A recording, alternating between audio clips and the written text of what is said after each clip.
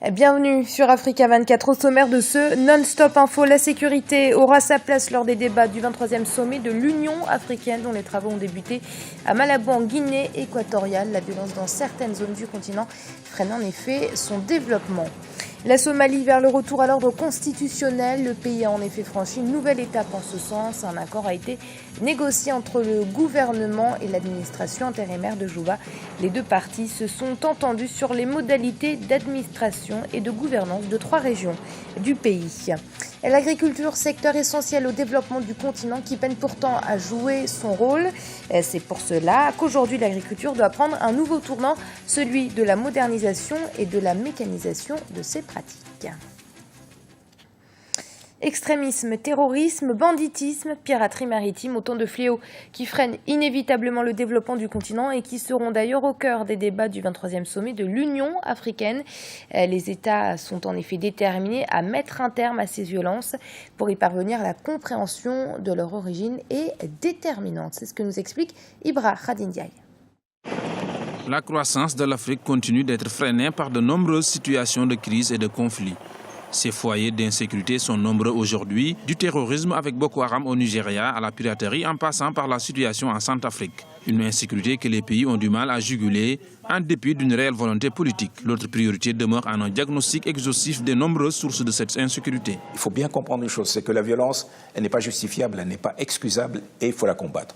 Mais en même temps, il faut comprendre ses racines, il faut se dire que sans le développement social, sans le développement économique, sans l'éducation, sans la culture, sans etc., on ne pourra jamais en finir avec ces révoltes. Dans son ouvrage « Vaincre l'insécurité en Afrique, défis et stratégies », le général Fernand Marcel Amoussou, ancien commandant de l'opération des Nations Unies en Côte d'Ivoire, distingue plusieurs types de défis. Le premier, mieux cerner les problèmes du continent. C'est d'abord de mieux cerner les défis de sécurité, mieux comprendre les menaces, les risques qui traversent aujourd'hui le continent et qui pèsent sur sa sécurité et son développement. Je pense qu'il y a eu beaucoup de réflexions, mais nous n'avons pas encore peut-être bien cerné l'imbrication entre les risques et les menaces qui vont du sous-développement, qui est le facteur aggravateur et générateur des crises, en passant par le terrorisme, les extrémismes religieux, les risques pandémiques, les catastrophes naturelles, les crises alimentaires, la piraterie maritime. La mise en commun des moyens de lutte contre ces problèmes est une étape indispensable pour réaliser l'ambition d'une sécurité collective sur le continent. La force africaine en attente permettra à l'Afrique de gérer elle-même ses opérations militaires. Elle sera dotée de 32 500 membres, civils et militaires issus des 5 régions du continent. Une force qui devrait s'appuyer sur le soutien des institutions internationales, notamment de l'Organisation des Nations Unies. Et un des groupes terroristes dont la montée inquiète de plus en plus les pays africains a encore frappé. Il s'agit de Boko Haram, très actif au Nigeria, qui a enlevé 60 jeunes filles dans l'état de Borno. Une nouvelle attaque qui risque d'augmenter la défiance des Nigérians contre leur gouvernement, alors qu'Abuja est déjà critiqué pour son incapacité à retrouver, nous vous le rappelons, plus de 200 lycéennes enlevées par Boko Haram. C'était il y a 2 mois maintenant. En Somalie, un cap décisif a été pris vers le rétablissement de la paix. Le gouvernement et l'administration intérimaire de Juba sont parvenus à un accord ce mardi. Il a été signé à Addis Abeba, capitale éthiopienne. Il fixe les modalités de l'administration et de la gouvernance de 3 régions. Une entente qui jette les bases d'une structure fédérale solide en Somalie, comme nous l'explique ce sujet de Graziella Chakounte. C'est une avancée décisive dans l'établissement de l'état de droit en Somalie. Les négociations entre le gouvernement fédéral et l'administration intérimaire de Juba ont été conclues avec succès à Addis Abeba en Éthiopie, avec la signature par les 2 parties d'un accord fixant les modalités de l'administration et de la gouvernance dans les régions de Lower Juba, Middle Juba et Gedo. Cette journée marque l'aboutissement des négociations conclues grâce à la bonne volonté des parties prenantes. Si elles avaient été basées sur la méfiance, les déceptions et les divisions, alors elles n'auraient pas abouti. Donc la résolution d'aujourd'hui témoigne vraiment de la bonne volonté et de la bienveillance de tous.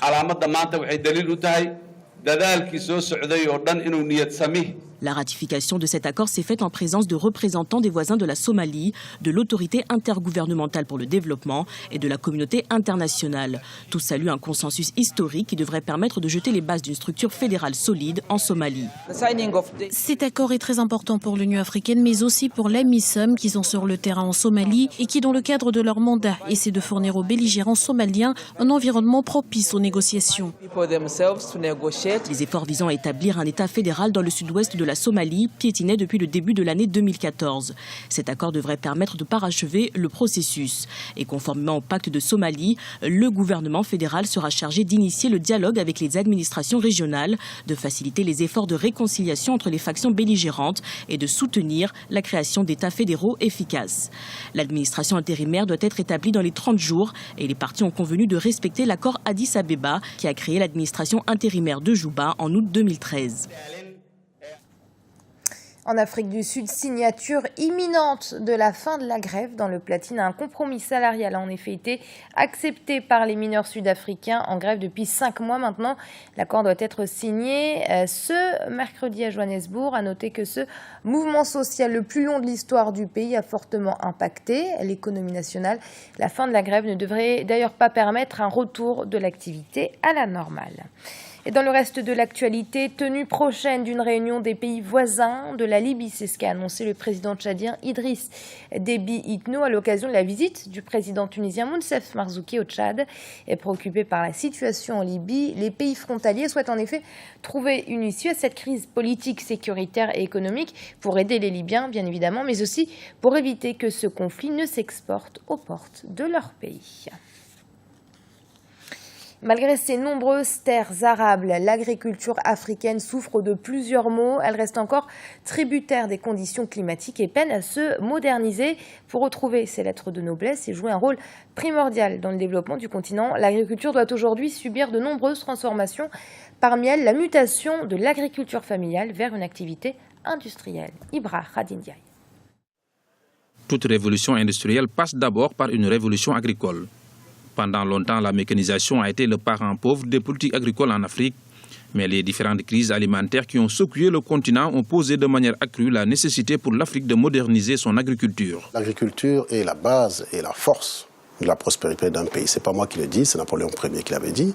Et il continue en disant que l'industrie est l'aisance et le bonheur de la population. Ça veut dire tout simplement qu'on ne peut pas avoir une révolution industrielle sans passer par la révolution agricole. Et cela est d'autant plus vrai que, vous savez, les Européens, les pays qui ont réussi aujourd'hui, sont venus chercher nos ancêtres pour cultiver chez eux. Donc ils ont d'abord fait la révolution agricole. Nous pensons qu'il faut d'abord commencer par passer de l'agriculture, comme je l'ai dit, de l'agriculture de friche à l'agriculture industrielle. Dès lors, une réorganisation du travail s'impose avec une meilleure démocratisation des moyens techniques. Pas d'équivoque que la mécanisation, la modernisation de notre agriculture constitue l'un des points les plus forts actuellement de notre politique agricole. Ce n'est pas pour rien que dans la dénomination même du ministère de l'Agriculture, on dit « et de l'équipement rural ». Ce n'est pas pour rien que dans le budget national cette année, nous avons 5 milliards alloués au simple secteur des machines.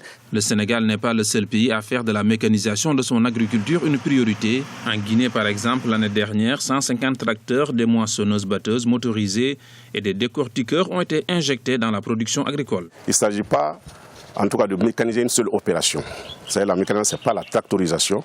Il s'agit de mettre un impact sur toutes les différentes opérations culturelles, des travaux de labour jusqu'à la transformation.